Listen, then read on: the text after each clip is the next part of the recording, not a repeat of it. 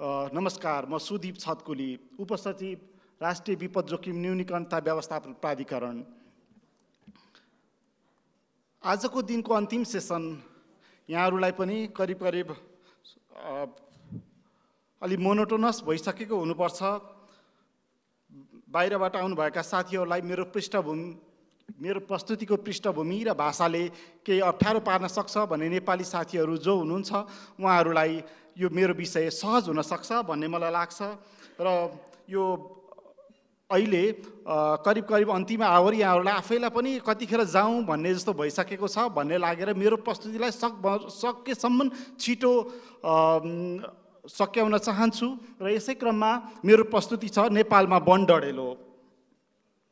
हेर्नुहोस् त चित्र, जुन यो चित्रमा पहिलो चित्रले माथिल्लो रातो डट जो छ धेरै चित्र, यो चाहिँ विगत एक वर्षमा 2024मा भएको नेपालमा भएको वन डढेलो कहाँ थियो भन्ने देखाउँछ भने त्यो तलको भएको चित्र जुन रातो डढेलोले चाहिँ रातो थोप्लोले चाहिँ अहिले 2025 सुरु भइसके पछाडिको 4 महिनामा भएको वन डढेलोले देखाउँछ।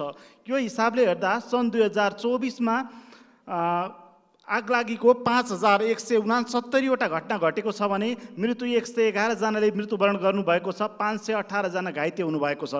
यसै गरी सन् 2025 को 4 महिनालाई हेर्ने हो भने यो अवधिमा 1870 आगलागीका घटनाहरू घटेका छन्, जसबाट 41 जनाको मृत्यु भएको छ भने घाइते 226 जना हुनुहुन्छ।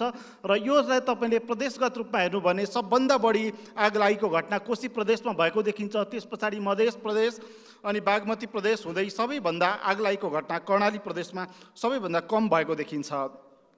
संसारभर करिब 4% वन क्षेत्रमा वन डढेलो लाग्ने गरेको देखिन्छ। नेपालमा औसत 1,72,000 हेक्टर वन क्षेत्रमा आगलागी हुने गरेको छ, जुन तथ्याङ्क सन् 2001 देखि सन् 2020 सम्मको तथ्याङ्कको औसत हो। यो हिसाबले हेर्दा यो अहिले देखिएको चित्रको चाहिँ माथिल्लो चित्रले नेपालमा भएको सन् 2024मा भएको वन डढेलो कति थियो भन्ने देखाउँछ। योभन्दा अगाडिको चित्रले चाहिँ समग्र आगलागीको चित्र देखाएको थियो भने अहिले वन डढेलोको चित्र देखाएको छ। र तल्लो चित्रले चाहिँ सन् 2025 सुरु भइसके पछाडि कुन कुन ठाउँमा वन डढेलो भइरहेको छ भन्ने देखाउँछ भने सन् 2024मा यो हिसाबले हेर्ने 960वटा वन डढेलोको घटना घटेको थियो र 2025मा आइपुग्दा यो 4 महिनामा जनवरीदेखि अहिले अप्रिलसम्म आइपुग्दा 456वटा वन डढेलोको घटना करिब करिब आधी वन डढेलो सन् 2024मा भएको वन डढेलो मध्ये आधी वन डढेलो त अहिले लागिसकेको देखिन्छ। यसै हिसाबले हेर्ने हो भने 22 चैत्र 2021 को 24 घण्टाको अवधिमा नेपालभर 325वटा आगलागीका घटनाहरू रेकर्ड भएको देखिन्छ, जुन मैले त्यहाँ प्रस्तुत पनि गरेको छु। अब के वन डढेलो साँच्चै खराब नै मात्रै हो त?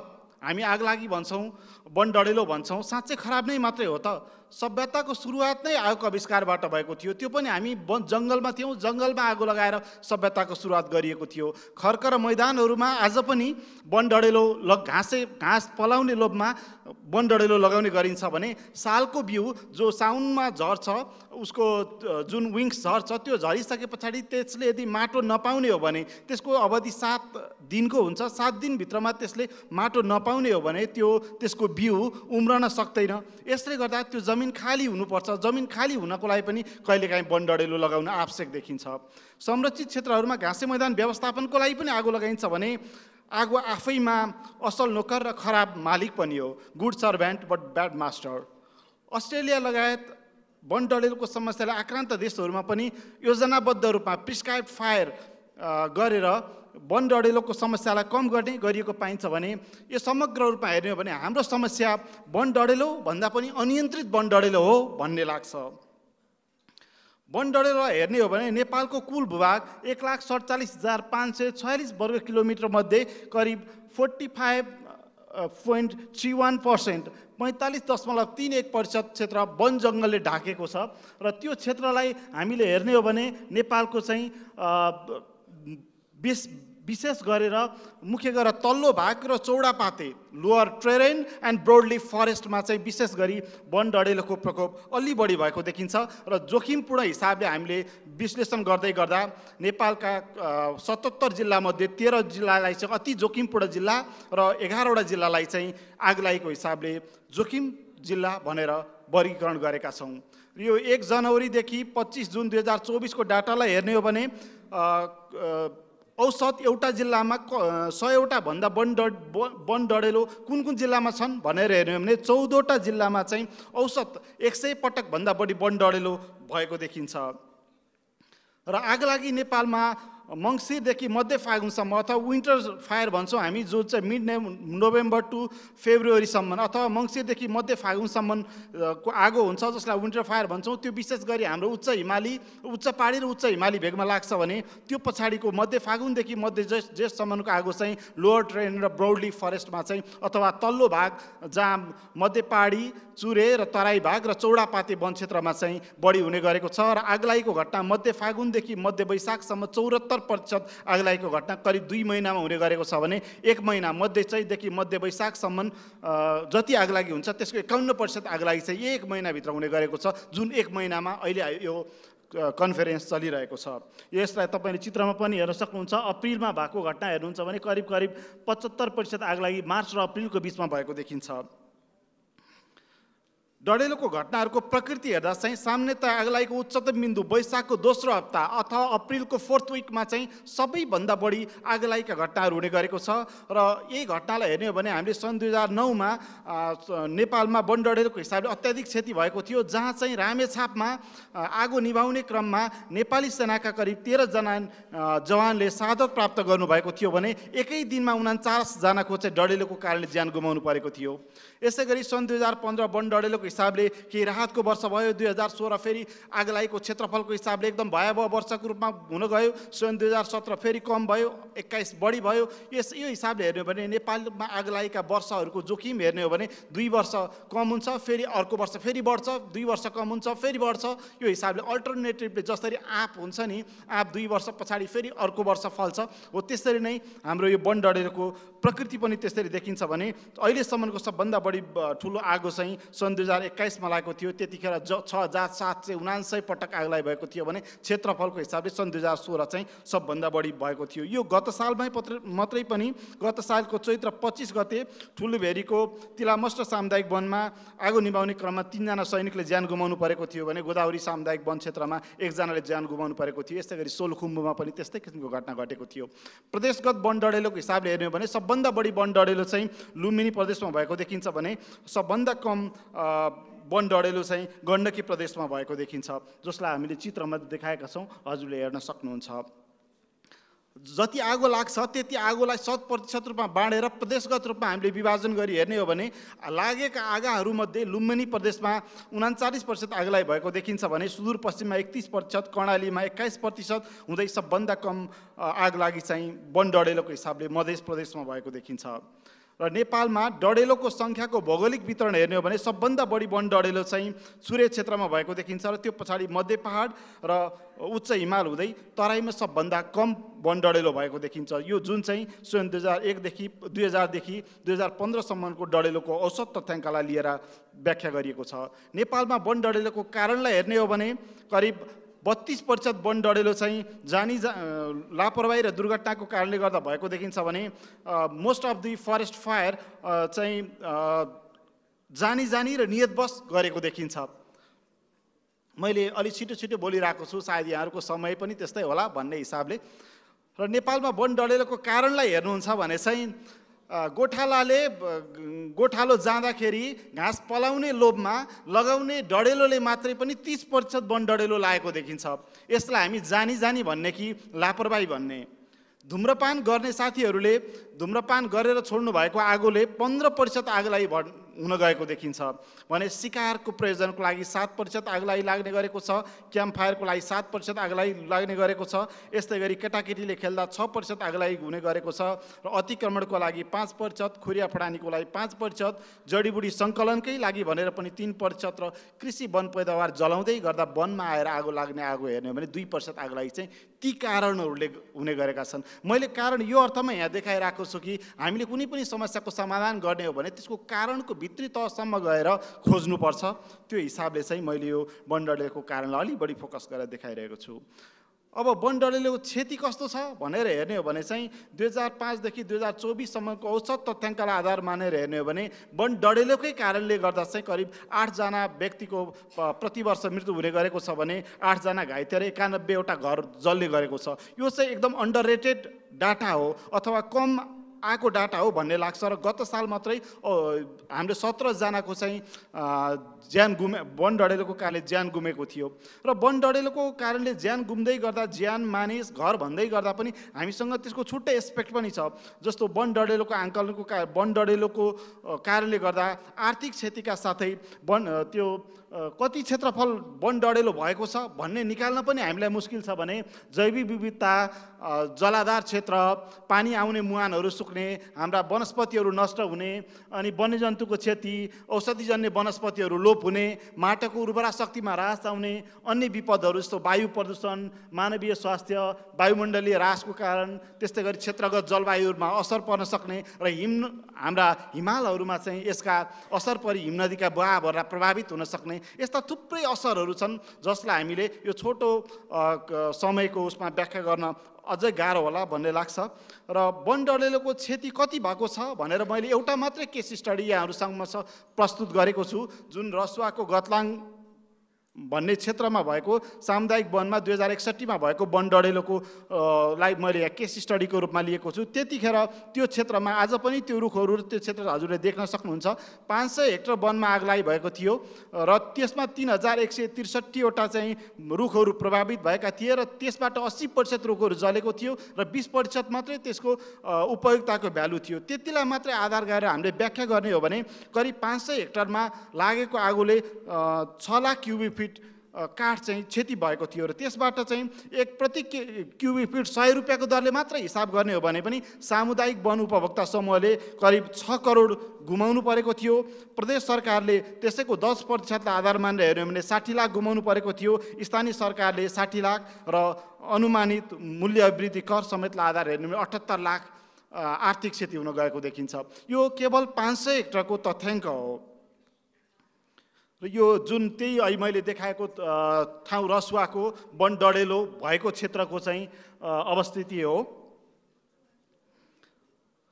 र वन डढेलोले अर्को पुर्याउने क्षति हेर्ने हो भने 6 अप्रिल 2021 माथिको चित्र हेर्दै गर्नुहुन्छ भने त्यति क्षेत्रमा आगलागी हुँदै गर्दाखेरि काठमाडौँको चाहिँ वायु प्रदूषणको लेभल यस्तो थियो जतिखेर हामीले हवाई यात्रा रोक्नु परेको थियो आगलागीको कारणले, विशेष गरी वन डढेलोको कारणले। र अहिले पनि जुन वायु प्रदूषण देखिएको छ त्यसको करिब 25 देखि 35% कारण चाहिँ वन डढेलो हो भन्ने गरेको छ। र आज यसैको आज यही सालको अस्तिको 19 चैत्रमा गएर हेर्दै गर्दा यति वन डढेलो लाग्दै गर्दा यति चाहिँ क्षेत्रमा वायु प्रदूषण भएको छ भनेर नासाको चित्रबाट देखिएको थियो। र यसै गरी 18 चैतलाई हेर्ने हो भने पनि तल त्यो रातो थोप्लोले चाहिँ आगो लागेको क्षेत्र देखिन्छ भने यो तुवालोले चाहिँ वायु प्रदूषणको अवस्थालाई देखाउँछ। समग्रमा हेर्ने हो भने अहिलेको वायु प्रदूषण चाहिँ पूर्वी क्षेत्रदेखि चाहिँ बिस्तारै अगाडि बढ्दै गएको देखिन्छ। पश्चिमी गण्डकी प्रदेशसम्म अलि बढी देखिएको छ। आगलागी कि नेपालको मात्रै समस्या हो त अहिले भने कुरा गऱ्यौँ 4% वन क्षेत्र विश्वमै आगलागीको प्रकोपमा पर्ने गरेको छ भने हामीले आगलागीलाई हेर्यौँ भने क्यालिफोर्नियामा भएको आगलागी अनि ब्राजिलमा हुने गरेको आगलागी, यसै गरी अस्ति भर्खरै दक्षिण कोरियामा वन डढेलोको कारणले गर्दा 18 जनाको मृत्यु र 27,000 विस्थापित भएका थिए। यो सबै हेर्ने हो भने चाहिँ सम्पन्न र ठुला भनिने देशहरूमा पनि त आगलागीका घटनाहरूले प्रशस्त हुने गरेका छन् र नेपाल पनि यसबाट अछुतो चाहिँ छैन है। मैले अहिलेसम्म हजुरहरूलाई आगलागीका घटनाहरू कति भए भनेर देखाएँ भने अब हामीसँग के संस्थागत प्रबन्ध छ भनेर हेर्ने हो भने चाहिँ आगलागीका घटनाहरूलाई चाहिँ ट्याकल गर्ने मुख्य मन्त्रालयको रूपमा चाहिँ आगलागीको घटनालाई ट्याकल गर्ने गृह मन्त्रालय छ भने वन डढेलोको विशेष गरेर हेर्ने चाहिँ वन तथा वातावरण मन्त्रालय रहेको छ जुन केन्द्रीय मन्त्रालयको रूपमा चिनिन्छ डढेलो विपदको लागि। हामीसँग करिब 25,000 सामुदायिक वन उपभोक्ताहरू समूहहरू छन्। नेपाल पार्टिसिपेटरी फरेस्ट म्यानेजमेन्टको लागि चाहिँ one of the foreigner country हो। विश्वमा चिनिँदै गर्दा नै नेपाल सामुदायिक वनको देश भनेरै चिन्छौँ र त्यसमा हामी करिब 25,000 सामुदायिक वन उपभोक्ता समूहहरू छौँ। देशको करिब 2/3 वन क्षेत्र समुदायले व्यवस्थापन गरेका छन् र एउटा सामुदायिक वनमा 100 घरधुरी छ र औसत रूपमा 100 हेक्टर वन क्षेत्र चाहिँ एउटा सामुदायिक वनले व्यवस्थापन गरिरहेका छन्। त्यो हिसाबले हेर्ने हो भने नेपालको नेटवर्कको हिसाबले नेपालको सामुदायिक वन उपभोक्ता समूह आफैमा उदाहरणीय छ भन्न सकिन्छ। यस्तै गरी वन डडेलो हेर्नको लागि र GIS म्यापिङ सेक्सन भनेर वन तथा भू संरक्षण विभागमा छुट्टै वन डडेलो नियन्त्रण कक्ष राखिएको छ। डिभिजन वन कार्यालयहरू छन्, ती अन्तर्गतका सब डिभिजन वन कार्यालयहरू छन्, संरक्षित क्षेत्र, राष्ट्रिय निकुञ्ज कार्यालयहरू छन्, जलाधार क्षेत्रहरू छन्। यस्तै गरी गृह मन्त्रालय जहाँ म काम गर्छु NDRRMA चाहिँ सम्पूर्ण विपद व्यवस्थापनको लागि चाहिँ केन्द्रीय संस्था हो भने हामीसँग 3 तहको सरकार छ, सङ्घीय, प्रादेशिक र स्थानीय। मैले बुझेअनुसार स्थानीय तहका थुप्रै साथीहरू पनि यहाँ उपस्थित हुनुहुन्छ। यस्तै गरी वन डडेलोसँग जुधिरहनुभएका हाम्रा सुरक्षाकर्मी साथीहरूलाई पनि मैले अगाडि देखिरहेको छु। उहाँहरूलाई पनि यो नेपालको वन डडेलोमा उहाँहरूले पुर्याउनु भएको योगदानको उच्च प्रशंसा पनि गर्न चाहन्छु। जहाँ नेपाली सेना, नेपाल प्रहरी र सशस्त्र प्रहरी बलले अहोरात्र खट्टी वन डडेलोमा आफ्नो वन डडेलो नियन्त्रणको लागि आफ्नो अमूल्य योगदान दिइरहेको छ भने वन तथा भू संरक्षण विभाग एक वन डडेलो नियन्त्रणको लागि महत्त्वपूर्ण हो भने त्यसले केन्द्रीय व्यक्ति नियुक्ति गरेको छ, त्यसमा सेन्ट्रल सिस्टम छ, त्यसमा 24 घण्टा चाहिँ वन डडेलो भयो भने चाहिँ कसरी निभाउन सकिन्छ भन्ने हिसाबमा चाहिँ केन्द्रीय व्यवस्था चाहिँ गरिएको छ। हामीसँग थुप्रै कानुन, नीति, रणनीतिहरू छन्। यद्यपि वन डडेलो सबैको समस्या बन्यो तर कसैको समस्या बनेन। सबै जवाबदेही भयौँ तर कोही उत्तरदायी भएनौँ। It's the tragedy of common. र हामीले अर्को हिसाबले हेर्ने हो भने हाम्रो अर्को संस्थागत प्रबन्ध चाहिँ वन डडेलो कहाँ भइरहेको छ, के भइरहेको छ भनेर हेर्ने हो भने माथिल्लो उतापट्टिको तथ्याङ्कले हामीसँग विपद पोर्टल छ। तपाईँहरू गएर विपदपोर्टल.gov.np मा हान्नुभयो भने आज कहाँ आगलागी भइरहेको छ, कति आगलागी भइरहेको छ तपाईँले रियल टाइमको करिब रियल टाइमको तथ्याङ्क पाउनुहुन्छ भने तल मोडिस भन्ने सफ्टवेयर छ जुन चाहिँ वन विभाग र इसिमोडले संयुक्त रूपमा सञ्चालन गरिरहेको छ। त्यसले पनि तपाईँलाई आगो कहाँ लागिरहेको छ आज भनेर सूचना दिने गर्छ र त्यो सूचना चाहिँ हाम्रो DFO साहब जिल्लाका विभिन्न निकायहरूसँग तपाईँहरूले खोजेको बखत उहाँहरू रियल टाइम चाहिँ करिब रियल टाइम उहाँहरूको मेसेज फोनमा घन्टी बज्ने गर्छ भने अहिले नेपालमा वन डडेलो कोही मान्छे मऱ्यो भने ज्यानको बिमाको रूपमा चाहिँ करिब 600 जना 496 जनाको सामूहिक बिमा गरिएको छ, जसमा चाहिँ हामीले त्यहाँ देख्न सक्छौँ सानीमा GIC इन्सुरेन्स लिमिटेडद्वारा चाहिँ 2081-11-15 मा त्यहाँ चाहिँ हामीले बिमा गरेका छौँ। जुन चाहिँ डिभिजन वन कार्यालयका कर्मचारी, सामुदायिक वन उपभोक्ता समूह, सुरक्षाकर्मीहरू सम्पूर्णलाई केही भइहाल्यो भने त्यो बिमा गरिएको देखिन्छ भने बिमाको प्रावधान पनि गरिएको छ। यसै गरी हामीले गत वर्ष मात्रै विभिन्न 800 ठाउँमा लागेको आगो निभाउन 12,500 सैनिक खटिएको नेपाली सेनाले जनाएको छ। नेपालमा करिब स्थानीय निकायहरूसँग सबैलाई जोडेर हेर्ने हो भने करिब 200 बारुण यन्त्र रहेको छ, जहाँ कि मापदण्ड चाहिँ 20,000 जनसङ्ख्या बराबर 1 अग्नि नियन्त्रक हुनुपर्ने र 28,000 जनसङ्ख्या बराबर 1 बारुण यन्त्र हुनुपर्ने हो। जोस अनुसार नेपालमा 1072वटा बारुण यन्त्र आवश्यक पर्ने देखिन्छ। यद्यपि हामीसँग 200वटा बारुण यन्त्र रहेका छन् र सबभन्दा बढी बारुण यन्त्र चाहिँ कोशी प्रदेशमा रहेको छ भने सबभन्दा कम चाहिँ कर्णाली प्रदेशमा रहेको छ। यसै गरी हाम्रो वन ऐनमा 2076 को 49 को ङ र 2050 त्यसैको दफा 50 मा यदि वनमा वन डडेलो लगाइहाल्यो भने त्यसलाई कसुर मान्ने र त्यो कसुर अनुसार चाहिँ उसलाई 3 वर्षसम्मको जेल सजाय वा 60,000 सम्मको जरिवाना वा दुवै सजाय हुन सक्ने कानुनी प्रबन्ध गरिएको छ, जुन कठोर कानुनी प्रबन्ध हो भन्न सकिन्छ। अब हामीले कानुनी पाटाका कुरा गऱ्यौँ, संयन्त्रका कुरा गऱ्यौँ, तैपनि आगो त लागिरहेको छ नि त। हामीले विशेष गरी आगलागीका चाहिँ 3वटा तत्त्वहरू हेर्ने हो भने फायर ट्रायङ्गल हेर्ने हो भने चाहिँ एउटा अक्सिजन, अर्को चाहिँ हिट र अर्को फ्युल, 3टा तत्त्वलाई राखेर हेर्ने हो भने अक्सिजन जसलाई हामी कन्ट्रोल गर्न सक्दैनौँ, जहाँ चाहिँ हावामा भएको अक्सिजन भयो, घाम प्रचण्ड गर्मी भयो, ह्युमिडिटी आर्द्रता कम भएको कारणले गर्दाखेरि आगलागीका घटनाहरू बढ्ने गरेका छन्, यसलाई हामी कन्ट्रोल गर्न सक्दैनौँ। यद्यपि हामीसँग चाहिँ अर्को हिट जसलाई हामीले एकदमै ध्यान दिइरहेका छौँ, आगोको स्रोतलाई हामीले ध्यान दिइरहेका छौँ, हामीले प्रचार प्रसार पनि गरिरहेका छौँ, सचेतनापूर्वक प्रचार प्रसार गरिरहेका छौँ, विभिन्न रिङटोनहरू बजाइरहेका छौँ, यसले अवेरनेस त डेभलप गरेको छ। तर हाम्रो छुटेको पाटो चाहिँ अर्को के भने तपाईँ आज पनि गएर माइती घरमा गएर कुनै 100 जनालाई सोध्नुहोस् आगो लगाउनु हुन्छ कि हुन्न भनेर सोधिहेर्नुहोस् त उहाँहरूले के भन्नुहुन्छ। म निर्धक्का साथ के भन्न सक्छु भने 100 जनामा 100 जनाले नै आगो लगाउन चाहिँ हुन्न है चाहिँ भन्नुहुन्छ। तपाईँ माइती घरमा एकचोटि सोधिहेर्नुहोस्। तर आगो लगाउने त बाहिरको मान्छेले आएर लगाइदिन्न। डडेलधुरामा आगो झापाको मान्छेले र झापामा आगो डडेलधुराको मान्छेले त लगाइदिन्न। 100 जनाले हुन्न भन्नुहुन्छ। आखिर कारण के भयो त भनेर हेर्दै गर्दा हामीलाई लाग्ने चाहिँ यो वनको जुन अपनत्व बोध हो, मान्छेलाई सचेतना मात्र भएर हुँदो रहेनछ, त्यसको अपनत्व बोध, वनप्रतिको अपनत्व बोध पनि हुनुपर्ने रहेछ। जस्तो म वनसँग कति जोडिएँ कति जोडिनँ भन्ने कुराले पनि फरक पर्दो रहेछ। तपाईँ हामी केही समय अगाडिका कुरा गरौँ त, हाम्रा घरका मूलथाम दली नालहरू त सबै काठले बनेका हुन्थे नि त। हामी डोकाभरि ख्याङ्ग्रेभरि पत्कर हालेर बोकेर मल बनाउन हिँड्थ्यौँ नि त, वस्तुभाउलाई लिएर जान। हामी धेरै जसो यहाँ भएका साथीहरू बिहान चाहिँ घाँस बोकेर ल्याएर भैँमा फालेर स्कुल गएर आएका साथीहरू छौँ नि त। तर आज त्यो हाम्रा बच्चाहरूले गर्छन् त, हामीले गरेका छौँ त? ठ्याक्कै भन्ने हो भने वनसँगको अन्तर सम्बन्ध टुट्यो, जसले गर्दा काठलाई चाहिँ सिमेन्ट र रडले प्रतिस्थापन गर्यो, पत्करलाई चाहिँ विकासे मलले प्रतिस्थापन गर्यो भने घाँस जुन दाउरा त्यो घाँस पत्करहरू स्याउलाहरू थियो हामीले पशुपालन नै गर्न छोड्यौँ। यो हिसाबले गर्दा वनमा चाहिँ इन्धन थुप्रियो, पत्कर सोर्ने मान्छे पनि भएन। यो चाहिँ हामी कसैको कारण भन्दा पनि हाम्रो आर्थिक सामाजिक कारण चाहिँ त्यसले हामीलाई त्यतातर्फ लिएर आयो। यो हिसाबले हेर्ने हो भने चाहिँ करिब करिब त्यसले हाम्रो व्यवहारमा चाहिँ अपनत्व बोध कम गराएको देखिन्छ।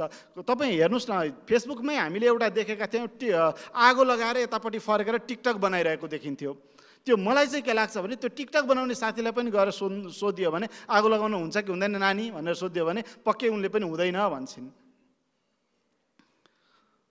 अब हाम्रो व्यवस्थापनका कुरा गर्दा पनि तपाईँ वनमा व्यवस्थापन नभएर अथवा इन्धनको मात्रा बढेर नै आगलागी भएको हो भन्ने करिब करिब वन विज्ञहरूले पनि भन्ने गरेका छन् भने अब बदलिँदो सामाजिक आर्थिक परिवेश पनि हाम्रो आगलागीको घटना र वनमा इन्धन थुप्रिनको लागि जिम्मेवार भएको देखिन्छ। तपाईँ अब दाउरा र यो अहिलेको हेर्नुहोस् त, तपाईँ एउटा मात्र उदाहरण, जस्तो 5 जनाको परिवार छ भने तपाईँले एक भारी दाउरा करिब करिब एक भारी दाउराले एक हप्तालाई मात्रै पुग्छ। तपाईँ एक महिनाको लागि दाउरा खोज्न त करिब करिब एक महिनामा 4 हप्ता हुन्छ भने तपाईँ 4 चोटि दाउरा खोज्न जानु पर्यो नि। तपाईँ एक दिनको मूल्य चाहिँ 1000 राख्नुहुन्छ भने एक महिनाको दाउरा खोज्नको लागि तपाईँले 4000 को अल्टरनेटिभ प्राइस त वैकल्पिक रूपमा 4000 त खर्च गर्नुभयो नि। तर हेर्नुहोस् त, यतापट्टि 2000 मा ग्यास आउँछ जहाँ धुवा नै हुँदैन। अनि अर्को तपाईँ हेर्नुहुन्छ भने हामीले बायोब्रिकेड सिजनिङ प्लान्ट र वन सबैलाई हेर्ने हो भने बायोब्रिकेड र सिजनिङ प्लान्ट स्थापना गर्ने भनेर हामीले धुली खेलमा चाहिँ त्यो गर्न सकिन्छ कि भनेर मोडालिटी हेर्दै गर्दाखेरि काठको चाहिँ निरन्तर आपूर्ति नहुने देखे पछाडि सिजनिङ प्लान्ट स्थापना गर्न सकिन्न कि भन्ने हिसाबमा व्यवसायहरू हच गर्नुभयो। यो हिसाबले गर्दा निरन्तर रूपमा वन पैदावारको आपूर्ति पनि हामीलाई अर्को समस्या बनेको छ भने युवाहरू बसाइ सर्दै जाने क्रममा चाहिँ अहिले सामुदायिक वन पनि करिब करिब रित्तो हुन खोजेको हो कि जस्तो देखिन्छ। यस्तो हिसाबले हेर्दा वन व्यवस्थापनमा निजी क्षेत्रलाई चाहिँ हामीले थप अगाडि बढाउनु पर्ने पो हो कि त्यसको वैकल्पिक तर्फ हेर्नुपर्ने पो हो कि भन्ने पनि देखिन्छ। यो मैले चित्र यो अर्थमा देखाएँ कि हाम्रो वन डडेलोको चाहिँ हेर्नुहोस् त, ट्रेन हेर्ने हो भने 2 वर्ष कम, फेरि 1 वर्ष बढी, 2 वर्ष कम। यो भनेको चाहिँ यो वर्ष आगो लागिसके पछाडि त्यो क्षेत्रमा पत्कर निस्किन्छ, त्यो पछाडि अर्को वर्ष चाहिँ 2 वर्ष झर्न लाग्छ, त्यो पछाडि पत्कर संलग्न छ र फेरि आगो लागि हुन्छ। र हामीले अर्को वनकै हिसाबले यदि बायोलोजिकल्ली अथवा त्यो जैविक उसको हिसाबले हेर्ने हो भने पनि हामीले वनमा चाहिँ यदि डिस्टर्बेन्स नगर्ने हो भने चाहिँ स्पेसिस डिस्ट्रिब्युसन अथवा जैविक विविधता चाहिँ कमजोर हुँदै जान्छ। तपाईँले वन व्यवस्थापनकै लागि पनि थोरै मात्रामा चाहिँ डिस्टर्बेन्स गर्नुपर्छ। त्यहाँ चाहिँ थोरै काट्ने अथवा त्यो वनलाई थोरै आगो लगाउने यस्ता कामहरू पनि गर्नुपर्छ। म वनको विद्यार्थी पनि भएको हिसाबले हजुरलाई भनिरहेको छु। जस्तो यदि तपाईँले वनलाई केही पनि नगरिकन वाइल्डनेसमा छोड्नु भयो भने त्यहाँ चाहिँ घाँसको ठाउँमा चाहिँ स्रब हुँदै त्यो रुखतिर जान थाल्छ। त्यसले गर्दाखेरि चाहिँ हाम्रो घाँसमा निर्भर हुने जुन मृग प्रजातिका वन्यजन्तुहरू छ उहाँहरूको खाना अथवा आहारको अभावको कारण उहाँहरू विस्थापित हुनुपर्ने हुन्छ। यसले गर्दा इन्टरमिडिएट डिस्टर्बेन्स पनि वनकै व्यवस्थापनको लागि चाहिन्छ भन्ने गरिएको छ। र यो हिसाबले हेर्ने हो भने पनि हामीले करिब वनमा चाहिँ अब हामीले नियन्त्रित रूपमा आगो लगाउनु पो पर्ने हो कि अथवा प्रिस्क्राइब फरेस्ट फायरलाई हामीले अगाडि बढाउनु पो पर्ने हो कि भन्ने देखिन्छ। तपाईँले अघि नै मैले 500 हेक्टरको वन क्षेत्रमा भएको आगलागीले कति असर गर्छ भनेर देखाउँदै गर्दा 2012 देखि 2025 सम्म हेर्ने हो भने यति वन क्षेत्र त जलिसकेको देखिन्छ नि। र हाम्रा चुनौतीहरूलाई पनि मैले अहिले भने हाम्रो देश जस्तो छ, हामीसँग त्यस्तै समस्याहरू छन्। यद्यपि हाम्रो देश सुन्दर छ, राम्रो छ, जैविक विविधताले भरिपूर्ण छ र साँच्चै भन्ने हो भने विकसित देशहरू जस्तो म अस्ट्रेलिया पनि हेरेर आएँ वन डढेलोको हिसाबले, त्यहाँका प्रजातिहरूभन्दा नेपालका प्रजातिहरू आगो कम लाग्ने, फायर रेसिस्टेन्ट टाइपका देखिन्छन्। यहाँका भूगोलहरू पनि त्यस्तै देखिन्छन्, हत्तपत्त आगोले टिपिहाल्दैन। हाम्रो आगो लाउने कारण हेर्नुहुन्छ भने प्राकृतिक कारणले त जम्मा 1% पनि आगलागी भएको देखिन्न। प्राकृतिक कारणले भएको आगलागीको एउटै मात्र रेकर्ड चाहिँ 14 अप्रिल 2020मा कञ्चनपुरमा भएको एउटा वन डढेलोमा चट्याङ परेर एउटा मात्रै आगलागी भएको थियो। बाँकी सबै त हामीले लगाएको आगो हो नि त। अनि अर्को हामीसँग चाहिँ दक्ष जनशक्ति पनि साँच्चै भनेर फरेस्ट फाइटर चाहिँ हामीसँग कति छन् भन्ने पनि अभाव देखिन्छ। यति हामीसँग आजको दिनसम्म फरेस्ट फायर फाइटर भनेर छुट्टै दस्ता गठन गरिएको छैन। यस्तै गरी कठिन भूगोल छ, उत्तरदायी संस्था अहिले पनि मैले भने 3 तह बिचको समन्वयको पाटो त्यस्तै छ भने प्रतिकार्य पनि वन डढेलो लागिहाल्यो भने हामी तत्काल त्यहाँ पुग्न सक्ने स्थिति पनि कमजोर छ। यस्तै गरी तपाईँ स्ट्रेन्थको रूपमा हेर्नुहुन्छ भने चाहिँ 25,000 सामुदायिक वन उपभोक्ता समूहहरू छौँ हामी, जसले 2/3 वन क्षेत्र चाहिँ व्यवस्थापन गरिरहेका छौँ हामी। त्यो एउटा सामुदायिक वनमा 100 हेक्टर वनमा 100 घरधुरी त हामी त्यहीँ छौँ। हामीले संस्थागत प्रबन्धकको हिसाबमा हेऱ्यौँ भने वन मन्त्रालय, गृह मन्त्रालय, हाम्रा 3 तहका सरकारहरू हामीसँग छन्। र यस्तै गरी जनशक्ति पनि नभएको होइन नि, सब डिभिजन कार्यालय अथवा त्यो 2500 सामुदायिक वन उपभोक्ता समूहको 100 घरधुरीलाई हेर्नुहोस् त, जनशक्ति छ। नीति पनि हामीसँग थुप्रै नीतिहरू छन् वन संरक्षण गर्नको लागि, बजेट र सचेतना छ। तपाईँ वनकै कारणले गर्दा यत्रो कुरा गर्दै गर्दाखेरि तपाईँ एउटा हेर्नुभयो भने पनि हामीले याद गर्नुहोस् त, हाम्रो प्रधानमन्त्रीज्यूले के भन्नुभएको छ भने बाघ बढी भयो है हामीलाई। अब हामी छलफल गर्दै गर्दा पनि वनको सङ्ख्या बढाउनु हुँदैन है, वनको क्षेत्रफल भन्ने छ। त्यस्तो कुन मन्त्रालय छ जहाँ चाहिँ अब मेरो काम चाहिँ पुग्यो भनेको? मैले ठ्याक्कै हजुरलाई भन्न खोजेको चाहिँ हामी हिजो संरक्षण थियौँ, त्यस पछाडि व्यवस्थापन गऱ्यौँ र अब हामी उपयुक्तताको चरणमा जाँदैछौँ र वन मन्त्रालयले राम्रै काम पनि गरिरहेको छ। यद्यपि आगलागीका घटनाहरू त बाई प्रोडक्ट हुन् नि, हिजो वनै थिएन भने के आगलागी हुन्थ्यो र? आगलागीका घटनाहरू त पछिल्लो चरणमा विकसित हुँदै आएका हुन् नि। यो हिसाबले हेर्ने हो भने मैले हामीसँग यो वन डढेलोको लागि समन्वयको हिसाबले अलिक कठिन चुनौती पनि छ है भनेर मैले हजुरलाई यहाँ देखाउन खोजेको छु र यसलाई हजुरले आफै बुझ्नु होला। समयको कारणले गर्दा मैले यसको व्याख्यातर्फ गइनँ। र हामीले आगलागी भइहाल्यो, कुनै घर नष्ट भयो भने अस्थायी आवासको लागि 50,000 रुपियाँ र पुनर्वासको लागि चाहिँ हिमाली क्षेत्रमा भए 5 लाख, पहाडी क्षेत्रमा 4 लाख र तराई क्षेत्रमा चाहिँ 3 लाख रुपियाँ राहत प्याकेजको रूपमा रहेको छ भने वन डढेलो नियन्त्रणको लागि हामीले पाथिभरा मन्दिरको क्षेत्रमा 28 डिसेम्बर 2020मा भएको वन डढेलो नियन्त्रणको लागि हामीले हेलिकप्टर पनि प्रयोग गऱ्यौँ। हेलिकप्टर मार्फत आगो निभाउने कार्य गऱ्यौँ। शिवपुर राष्ट्रिय निकुञ्जको ट्याम्के डाँडाको गुम्बामा पनि हेलिकप्टर समेतबाट आगो निभायौँ भने अस्ति भर्खरै पनि करिब 2-3 महिना अगाडि महाभारत वन क्षेत्रमा भएको ठुलो आगलागीलाई पनि सिमरी केयर मार्फत आगो निभाइयो। भोटेकोसी क्षेत्रमा पनि सिमरी केयर मार्फत आगो निभाइयो। यो हिसाबले हेर्नु भने दक्षिण एसियामा नै हेलिकप्टर प्रयोग गरेर आगो निभाएको त्यो पाथिभराको र त्यो जुन शिवपुर राष्ट्रिय निकुञ्जको इतिहासलाई हेर्ने भने सायद पोइनर मध्येको हुनुपर्छ। तर यद्यपि यो हामी सधैँ यो हेलिकप्टरकै प्रयोगले आगो निभाउन सक्ने हैसियतमा चाहिँ छैनौँ। यो हाम्रो राज्यको खर्च क्षमता बाहिर छ र जति भइरहेको छ केही राज्यको क्षमता, केही चाहिँ सिमरी केयरको चाहिँ CSR कस्ट र केही चाहिँ निजी क्षेत्रको सक्रियतामा पनि भएको हो। र योलाई चाहिँ मैले यो देखाएको, मैले यो अर्थमा देखाएँ कि हामी टेक्नोलोजीमा पनि छौँ है अगाडि चाहिँ, यद्यपि जति हुनुपर्ने हो त्यति छैन, तर साङ्केतिक रूपमा चाहिँ यहाँ छौँ है मात्रै भन्न खोजेको भने यो चाहिँ हजुरले पाथिभरा वन क्षेत्रमा लगेको आगो हो भने यो महाभारत वन क्षेत्रमा वन डढेलो हुँदै गर्दा गरेको। अब वर्तमान अवस्था हेर्नुहुन्छ भने सिङ्गो आगलागीको केसलाई हेर्नुहुन्छ भने चाहिँ विगत 1 महिनामा 972वटा आगलागीका घटनाहरू भएका छन्, जसबाट 10 जनाको मृत्यु र 83 जना घाइते भएका छन्। विगत 1 हप्तामा मात्रै 392वटा आगलागी भएका छन्, 5 जनाको मृत्यु भएको छ भने विगत 6 महिनामा 3247को आगलागीको घटना भएको छ। र अहिले यो विगतको 6 महिनालाई ट्रेन्डलाई हेर्ने हो भने बागमतीमा सबैभन्दा बढी मानिसको मृत्यु भएको देखिन्छ भने लुम्बिनी, बागमतीमा चाहिँ तपाईँले देख्नु सक्नुहुन्छ, बागमती, लुम्बिनी, गण्डकी, कोशी र मध्य प्रदेशमा चाहिँ आगलागी डेथको चाहिँ दर रेट त्यस्तो छ। जुन मैले हजुरलाई ग्राफमा देखाएको छु। र हामीले अर्को समग्र रूपमा आगलागीको बनडडेलोलाई मात्रै नहेर्ने हो भने पनि नेपालमा खाना पकाउँदा ग्यास चुलोको कारणले गर्दा 40% आगलागी हुने गरेको छ। विद्युत सर्टको कारणले गर्दा 70% आगलागी हुने गरेको छ। लापरवाहीको कारणले गर्दा त्यही खाना पकाउने क्रममा विद्युत सर्टको कारणले गर्दा अथवा त्यस्तो कारणले गर्दा 15% आगलागीको घटना हुने गरेको छ। कोठा तताउँदा 18%, धुम्रपानको कारणले गर्दा 5%, उज्यालोको लागि क्यान्डल बाज्दा 3% र अन्य कारणले 2% आगलागीका घटनाहरू हुने गरेका छन्। र आगलागीका घटनाहरू पनि बिस्तारै अहिले विद्युत सर्ट ग्यासतर्फ मुडिँदै गएको देखिन्छ। हिजो हाम्रो दाउराको कारणले गर्दा अथवा चुलो जलेर आगलागी हुन्थ्यो भने अहिले आगलागीको प्रकृतिहरू पनि त्यतातर्फ बिस्तारै बढ्दै गएको देखिन्छ। र विगत 6 महिनामा भएको बनडडेलोको अथवा आगलागीको कारणले गर्दा मानवीय भएको क्षति हेर्नुहुन्छ भने जिल्लाको हिसाबले सबभन्दा बढी चितवनमा 8 जनाको मृत्यु भएको छ भने म्युनिसिपालिटीको हिसाबले सुनासरी म्युनिसिपालिटीमा चाहिँ सबैभन्दा बढी 5 जनाको मृत्यु भएको देखिन्छ। मैले यसलाई चाहिँ तथ्याङ्कगत रूपमा देखाएँ। र काठमाडौँमा हेर्नु भने 7 जनाको मृत्यु भएको देखिन्छ। काठमाडौँमा मात्रै हरेक वर्ष औसतमा 227 वटा आगलागीका घटनाहरू हुने गरेका छन्, जुन करिब एक दिनमा 1 वटा भन्दा पनि हुन्छ।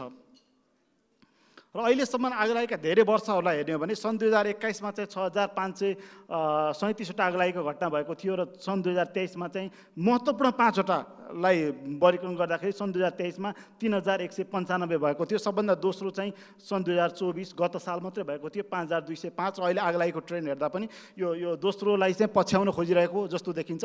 जस्तो पोहोरको यतिखेरै समयमा भएको आगलागी घटना र अहिलेको आगलागी घटना हेर्ने हो भने त्यही 5-6 वटा इभेन्टहरूमा मात्रै फरक देखिन्छ। दोस्रोतर्फ चाहिँ उन्मुख भएको हो कि जस्तो आजको केस देखिन्छ। मैले हजुरलाई चाहिँ आगलागीको घटनाहरूको ट्रेन्डलाई तल देखाएको छु। हजुरले कुन वर्षमा कति भएछ भनेर पनि हेर्न सक्नुहुन्छ। र आगलागीको स्वरूपहरू पनि फरक गर्दै गएका छन्। र हाम्रो नीति नियमहरूमा चाहिँ वन तथा वातावरण मन्त्रालयको भूमिका के भनेर चाहिँ ऐनमा प्रष्टसँग राखिएको छ। आगलागीमा के हुनसक्छ भनेर, यसै गरी वन तथा भूसंरक्षण विभागको भूमिका के हुनसक्छ भनेर पनि ऐनमा प्रष्ट गरेको छ। प्रदेश मन्त्रालयको भूमिका होस्, डिभिजन वन कार्यालयको भूमिका होस्, तर सामुदायिक वनले के गर्नुपर्छ भनेर पनि ऐनमा प्रष्ट क्षेत्राधिकार तोकिएको छ। यदि हामीले यति कुरालाई मात्रै पनि पालना गऱ्यौँ भने आफ्नो क्षेत्रबाट हामीले आगो डढेलो निभाउनको लागि धेरै नै गर्न सक्छौँ। हाम्रो नीतिगत समस्या भन्दा पनि हामीले अब गर्नतर्फलाई सबैलाई आफ्नो ठाउँबाट जनशक्ति परिचालनको समस्या चाहिँ हामी सबै मिलेर गर्न सक्छौँ। र यो फ्लोरले चाहिँ कम्तीमा नेपालको कन्टेक्स्टमा चाहिँ छलफल गरोस् भन्ने हो भने सामुदायिक वनको कार्ययोजनामा पनि हामीसँग केही नभएको होइन है। मैले साङ्केतिक रूपमा मात्र यो भन्न खोजेको कि एउटा सामुदायिक वन 25,000 सामुदायिक वन मध्ये एउटा सामुदायिक वनको कार्ययोजनालाई पल्टाएर हेर्नुहुन्छ भने पनि सामुदायिक वनको कार्ययोजना भनेको चाहिँ सामुदायिक वन दिइसके पछाडि त्यो सामुदायिक वनलाई कसरी परिचालन गर्ने हो, कसरी चाहिँ त्यसमा काम गर्नुपर्छ भनेर एउटा छुट्टै ड्राफ्ट हुन्छ र त्यो किताब हुन्छ। त्यो किताबमा लेखिएको कुरा हेर्ने हो भने त्यहाँभित्र चाहिँ प्रत्येक वर्ष कति काठ निकाल्न सकिन्छ भनेर लेखिएको हुन्छ। थिनिङ गर्नुपर्छ, प्रुनिङ गर्नुपर्छ, हाँगा काट्नुपर्छ, काटछाँट गर्नुपर्छ भन्ने कुरा लेखिएको हुन्छ। फायर लाइन बनाउनुपर्छ भन्ने कुरा, अग्निरेखा नियन्त्रणका कुराहरू पनि त्यसमा राखिएको हुन्छ। पोखरी निर्माणको कुराहरू राखिएको हुन्छ। काउन्टर फायर कसरी गर्ने भन्ने कुराहरू पनि राखिएको हुन्छ। र त्यसलाई धेरै सामुदायिक वनहरूले पालना पनि गर्नुभएको छ। तपाईँ साँच्चै हेर्ने हुन्छ भने आज जति आगलागी भएको छ त्यसको करिब 80% आगलागी त यही सामुदायिक वनले नै निभाएरै भएको छ। आफै निभेका होइनन् ती आगाहरू भन्न खोजेका हाम्रो धेरै कामहरू पनि भएका छन्। अनि दिगो वन व्यवस्थापनको हिसाबले अहिले कार्यविधिहरू जारी भएको छ। मानव वन्यजन्तु द्वन्द्व र आहारा व्यवस्थापनको लागि सामुदायिक वनमा थुप्रै कामहरू गर्नुपर्नेछ भने डढेलो संवेदनशील वन क्षेत्रको पहिचान पनि गर्ने गरिएको छ। वन डढेलो नियन्त्रणको पूर्व योजनाहरू पनि अहिले तयारी हुन थालेका छन्। बजेट व्यवस्थापनको लागि सामुदायिक वनसँग जति आम्दानी हुन्छ त्यसको 25% आम्दानीको स्रोतको चाहिँ वन डढेलो नियन्त्रणको लागि खर्च गर्नुपर्छ भन्ने हामीसँग कानुनी बन्दोबस्त पनि छ। र यो धेरै ठाउँमा हामी घटनाहरूलाई हेरेर केही भएको छैन भन्नुभन्दा पनि धेरै भएको छ। र त्यो हुँदै पनि देखिएका घटना चाहिँ यो अहिले देखिएको यो वर्ष लागेको 3000 को आगो र गत साल लागेको 5175 आगो हो भनेर हजुरहरूले बुझ्दिन अनुरोध गर्दै अन्तिममा विपदहरूमध्ये सङ्ख्यात्मक रूपमा आगलागी सबभन्दा धेरै सङ्ख्यात्मक रूपमा चाहिँ ठुलो समस्या बनेको छ हामीलाई। नेपालमा आगलागीको मुख्य कारण चाहिँ मानवीय व्यवहार बनेको छ। करिब 99% आगो चाहिँ मानवीय कारणले गर्दा नै लाग्छ भने आगलागीको मुख्य 3 तत्त्वहरू अक्सिजन, आगोको स्रोत र इन्धनलाई हामीले समन्वयात्मक रूपमा जोडेर त्यही अनुसार ट्रिटमेन्ट गर्नुपर्नेछ। अब इन्धन व्यवस्थापनमा वनमा भएको वनको इन्धन व्यवस्थापनमा मुख्य ध्यान केन्द्रित गर्नुपर्ने देखिन्छ। समन्वयमा हामीले विशेष ध्यान दिनुपर्ने देखिन्छ र स्थानीय तहका साथीहरूलाई पनि र प्रदेश, स्थानीय र सङ्घ मिलेर हामी एकजुट भएर अगाडि बढ्नुपर्नेछ। यहाँहरूको पनि साथ सहयोगको लागि हार्दिक आग्रह गर्छु र छिटो छरितो चेन अफ कमान्ड हामीले डेभलप गर्नुपर्नेछ। आगो लाग्दै गर्दाखेरि यता फोन गर्यो, यता फोन गर्यो, यता फोन गर्यो भन्दा पनि एक ठाउँमा फलानालाई फोन गरेपछि यति हुन्छ, अथवा 100मा फोन गरेर अथवा 101मा फोन गर्यो भने आगो लागेको नियन्त्रण गर्न सकिन्छ, यो मान्छे आउँछ भन्ने चेन अफ कमान्ड डेभलप गर्नुपर्नेछ र त्यसको लागि हामी लागि नै रहेका छौँ। मलाई लाग्छ छिट्टै यो हामीले मूर्त रूपमा अगाडि बढाउनेछौँ। उपयुक्त वातावरण र उत्प्रेरणाको तर्फ हामीले ध्यान दिनुपर्नेछ भने अब नवप्रवर्तन र जनचेतनालाई पनि हामी सँगसँगै लिएर जानुपर्नेछ। यस्तै हिसाबले हेऱ्यो भने नेपालको चाहिँ यो अगाडिको चित्र जुन रङ्गीन चित्र छ त्यसले चाहिँ नेपालमा भएको विपद कति छ भनेर देखाउँछ भने त्यो विपदमध्ये त्यो रातो विपद चाहिँ आगो लागेको घटना हो भने यो कालो विपद चाहिँ वन्यजन्तुले गरेको आक्रमणको घटनाको हो। यो हिसाबले हेर्दा मैले यो चित्र यस अर्थमा देखाउन खोजेँ कि विपदहरूमध्ये सङ्ख्यात्मक रूपमा सबभन्दा ठुलो विपद चाहिँ आगोलागी भएर बसेको छ। यति भन्दै जलाउँछ आगोले जङ्गल थाहा छ र पनि जलाउँछु, जल्छन् निर्दोष प्राणी थाहा छ र पनि जलाउँछु, जाबो मन जल्दा त जाबो मन जल्दा त आमा र तिनै भगवान् पुकार्ने म, भगवानको सन्तान जल्छन् थाहा छ र पनि जलाउँछु, मान्छे पोल्दा हेर्न नसक्ने म, गुणमा पखेटा नुम्रिएका बिचरा बचेरा तडपँदै तडपँदै छटपटिन्छन् थाहा छ र पनि जलाउँछु, मृत्युले देखी खेदी मार्छ, घस्रिँदै भाग्दै मेरा नाग देवता तडपँदै जल्छन् थाहा छ र पनि जलाउँछु, भोलिपल्ट बिहान सबेरै म मन्दिर जान्छु, तिनै चारवटा चारो खुवाउँछु, म मन्दिर जान्छु, नाग देवतालाई दुध चढाउँछु, मानौ उनकै बच्चा मारेपछि म आमालाई लड्डु खुवाउँछु। हस्, धन्यवाद। मैले मेरो प्रस्तुति सकेँ। यहाँहरूको केही छ भने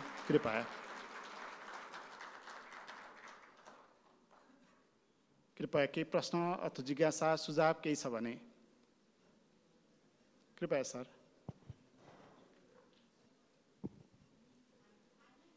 सम्पूर्णमा नमस्कार। म एउटा स्थानीय तहको कर्मचारीको हिसाबले मैले मेरो स्थानीय क्षेत्रमा यो करिब 800 रोपनी जग्गामा चाहिँ हामीले कफी खेती गरेका छौँ। अब वन जङ्गलको क्षेत्र नै अब यसरी नै हामीले खेतीको रूपमा योजना अगाडि बढाइरहँदाखेरि चाहिँ त्यो क्षेत्रको संरक्षण जसले व्यावसायिक रूपमा खेती गरेका छ उसैले संरक्षण गर्न सक्ने रहेछ भन्ने कुराहरू हामीले आभास गरेका छौँ। त्यसरी नै अहिले हजुरले प्रस्तुत गरेको स्लाइडमा देखेअनुसार, हजुरले भनेअनुसार पुरानो समयलाई हामीले सम्झिँदै गर्दाखेरि जङ्गलबाट पत्कर सोरेर मल बनाउने प्रक्रिया अहिले पूर्ण रूपमा बन्द भए जत्तिकै हो। यो कारण चाहिँ के त भन्दाखेरि हाम्रो सङ्घीय जुन बजेट वितरण हुन्छ त्यसको चाहिँ सिद्धान्त नै गलत हो कि जस्तो मलाई महसुस लागेको छ। किन भन्नुहुन्छ भने हामीसँग स्थानीय तहमा अथवा गाउँमा मान्छे भएन हामीले संरक्षण गर्ने, होइन? हाम्रो सामुदायिक वन जङ्गलको संरक्षण कसले गर्ने त भन्दाखेरि हामी सबैजना सुविधाको भोगी, हामी सबै राजधानीमा थुप्रिने, अनि सामुदायिक वनको संरक्षण कसले गर्ने त, होइन? यसले गर्दाखेरि सामुदायिक वन संरक्षणको लागि हामीले आफ्नो स्थानीय तहमा अथवा आफ्नो गाउँमा चाहिँ विकास त हुनु पर्यो नि त। हामीसँग विकास गर्ने बजेट छैन, स्थानीय तहमा बजेट छैन। हामीले यो 800 रोपनी जग्गामा कफी खेती गर्दाखेरि धेरै समस्या, धेरै चुनौतीहरू चाहिँ हामीले भोग्यौँ। प्रदेश तथा सङ्घमा हामीले धेरै सिफारिसहरू लिएर आयौँ। भएन मन्त्रीज्यूहरूलाई उपहार स्वरूप हामीले आफ्नो स्थानीय उत्पादनहरू पनि लिएर आयौँ। तर त्यसको उपलब्धि केही नहुँदाखेरि पनि हामीले आफ्नै शाखा, आफ्नै स्थानीय तहको बजेट र स्थानीय जनताको लगानीमा चाहिँ यति खेती गर्न सक्यौँ भने अब यो क्षेत्रको संरक्षण उहाँहरू आफैले गर्नुहुन्छ।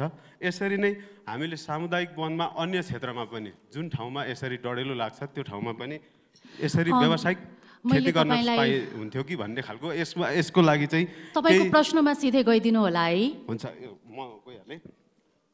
यो समस्याको न्यूनीकरणको लागि सरसँग केही उपाय छ कि? युवालाई गाउँमा फर्काउने केही उपाय छ कि?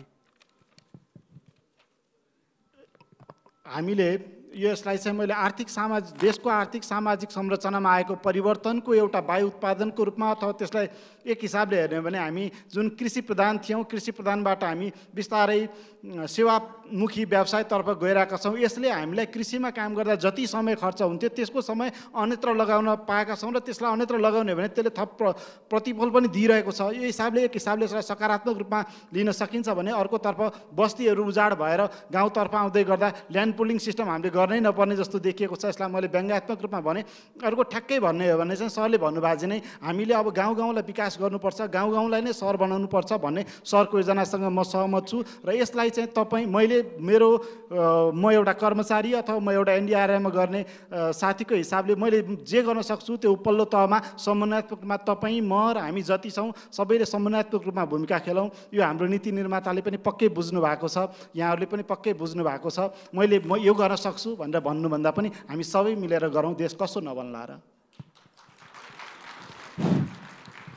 सामुदायिक वनमा व्यावसायिक खेती गर्ने कुनै यसो रणनीति बनाउन सकिएला कि नसकिएला? छ, हामीसँग सामुदायिक वनमा चाहिँ सामुदायिक वनभित्र कबिलियती वन भन्ने छ र सामुदायिक वनभित्र चाहिँ एउटा छुट्टै समूह बनाएर त्योभित्र व्यावसायिक रूपमा टेन्डरको रूपमा अथवा त्यसलाई चाहिँ सानो समूह बनाएर छुट्टै गरिबको लागि कबिलियती वन भन्ने सामुदायिक वन भन्ने हिसाबमा छुट्टै प्याकेज पनि छ र व्यवसायको लागि कबिलियती वन व्यवसायको लागि भनेर सन् 2002मा छुट्टै गाइडलाइन्स पनि प्रकाशित भएको छ।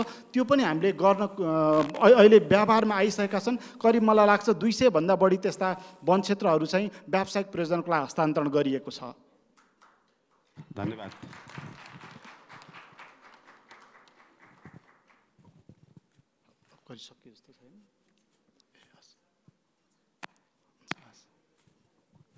Hello, namaste. Myself, Gautam. I'm a former president, National Health Fund, under the Social Welfare Council, under the Ministry of Women. My queries is with the sir. Thanks for your presentation. It was a very good presentation, but the one thing is lacking. If this paper goes to translate to the English, I will be very happy, because that is the very much potential and very much learning and technical paper. Thank you, sir, for this. The other thing is, you are talking about the leasehold forestry, Kabiliyati Ban, leasehold forestry program. I am a part-time coordinator, 2002 in Makwanpur district. What we are running there, we have the Kabiliyati just for leasehold forestry there. But the thing is that in the question of that our fellow, that question is this is not the combined, is what he is suggesting. Sir, my queries is two things. One is there any paper and anything for we are including the other, this fire and that forestry disaster with the collaboration with the leasehold forestry one. And the second one is there any provision that paper goes to the English language in our website? Thank you very much, sir. यहाँको प्रश्नलाई फेरि पनि मैले नेपालीमा नै भने, यहाँलाई यदि आवश्यक छ भने यसको ठ्याक्कै इङ्ग्लिस भर्जन मसँग छ, म यहाँलाई मेल गर्न सक्छु। यो जुन प्रस्तुति छ त्यसैको, र तपाईँ र म बसेर अथवा तपाईँ हामी एनडीआरएममा आउनुभयो भने म हजुरलाई इङ्ग्लिसमै पनि अङ्ग्रेजीमै उल्था गरेर पनि यहाँसँग बसेर हामी छलफल गर्न सक्छौँ। र छलफलको लागि मेरो कक्ष सदैव खुल्ला छ, यहाँहरू आउनु स्वागत छ। र अर्को कुरो चाहिँ कबिलियती वनको केसमा, कबिलियती वन यसै पनि गरिबमुखी जनताको लागि आधार बनाएर बनाइएको छ र पोभर्टी इलिभेसन त्यसको मुख्य हो, जहाँ चाहिँ एउटा वन क्षेत्रमा सिँचाइ विभागले पानी दिन्छ, कृषिले बिउ दिन्छ, भेटनरीले बाख्रा दिन्छ, वनले त्यहाँ जङ्गल दिन्छ। त्यो सबैलाई एकै ठाउँमा राखेर एकीकृत मोडालिटीको रूपमा त्यो क्षेत्रलाई थप प्रोडक्टिभ बनाएर चाहिँ त्यसमा गरिबको विकास गरौँ भन्ने हो। र त्यो चाहिँ साँच्चै भन्ने हो भने भल्नरेबल पिपलको ग्रुप हो, र हामीले डिसास्टर म्यानेजमेन्टको हिसाबले भल्नरेबिलिटीलाई जहिले पनि जोड्ने गरेका छौँ, हेर्ने गरेका छौँ, र उहाँहरूलाई जहिले पनि अग्रस्थान दिएर नै कार्यहरू गर्ने गरेका छौँ। हुनसक्छ त्यहाँ सुधारका लागि जहिल्यै ढोकाहरू मार्गहरू खुला नै हुने गर्छन्, यद्यपि हामीले हाम्रो तर्फबाट सक्ने कोसिस गरेका छौँ र यहाँहरूको यस्तै रचनात्मक सुधारको सदैव अपेक्षा गर्छौँ। हस्, धन्यवाद। र र यो अन्तिम सेसन यहाँहरूले जे सुनिदिनु भयो, यो हतारको समयमा मैले कति भन्न सकिनँ। मेरा बाहिरका साथीहरूलाई मेरो पृष्ठभूमि, नेपालको पृष्ठभूमि त्यति राम्रो भयो कि भएन उहाँहरूलाई बुझ्न नै गाह्रो पर्यो होला। त्यहाँमाथि 81 त्यो पृष्ठभूमिमा गएर नेपालीमा यति छिटो भन्दै गर्दा उहाँहरूलाई पर्न गएको असुविधाप्रति म क्षमा प्रार्थी छु र उहाँहरूलाई मेरो कार्यालयको ढोका सदैव खुल्ला रहनेछ। यदि उहाँहरूको यहाँ बस्नुभयो भने र आउने 2-3 दिनको यात्रा यहाँहरूको सुखद रहोस् र नेपाली हामी जो सहभागीहरू छौँ उहाँहरूलाई एनडीआरआरएममा विशेष गरी वन जङ्गल वन डढेलो आगलागी र वातावरण शाखाको म त्यहाँ शाखा हेर्छु र यहाँहरू सदैव सबैलाई त्यहाँ स्वागत गर्दै यहाँहरूसँगको अन्तर्क्रिया समन्वय र रचनात्मक सुझावको अपेक्षा गर्दै फेरि पनि अपेक्षा गर्दै यो सुनुवाई मेरो समय सुनिदिनु भएकोमा, मलाई समय दिनुभएकोमा धेरै धेरै धन्यवाद दिने अन्त्यमा आयोजकलाई पनि धन्यवाद दिन चाहन्छु। हस्, धन्यवाद, नमस्कार।